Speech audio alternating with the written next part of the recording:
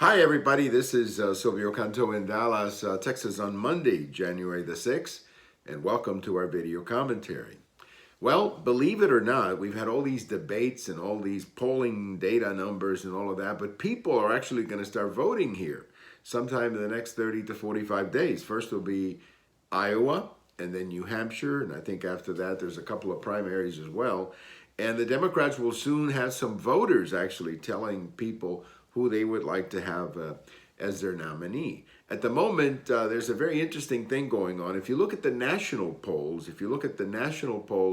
Vice President Biden seems to be holding on to about a 5 to 10 point lead on some of the others.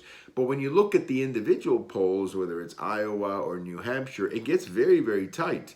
And in fact, there have been different polls showing Bernie Sanders leading in New Hampshire, or showing Mayor Pete leading in Iowa, and so on. So different information, different polls telling us different things about what people believe. And I think what everybody needs to understand is that the national poll really doesn't mean anything at this point. The ones that really matter are the state numbers, because that's who will win. Somebody's going to win Iowa and somebody's going to win New Hampshire, and it's all going to be based on the people there, not the national numbers. I think the reason there's a difference in the national numbers and the state numbers is that Vice President Biden continues to be, I think, the national favorite by a small number, but he is the national favorite. Whereas in these states, the voters there tend to view it a little bit differently. We'll have to see what happens. But there's no question that pretty soon we'll start seeing some voters telling us what they want rather than pollsters.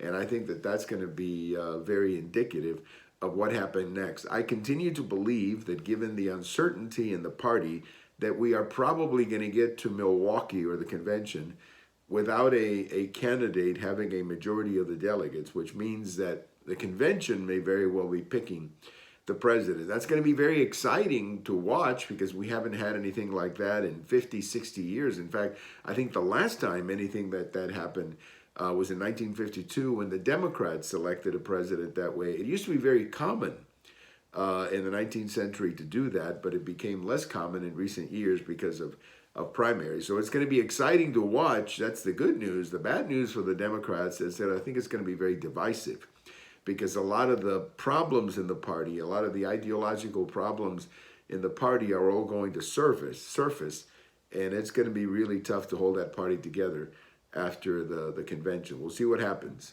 But thank you for watching. We have all of these on YouTube, on Twitter, and on my blog. And if today is your birthday, happy birthday. Bye-bye, everybody.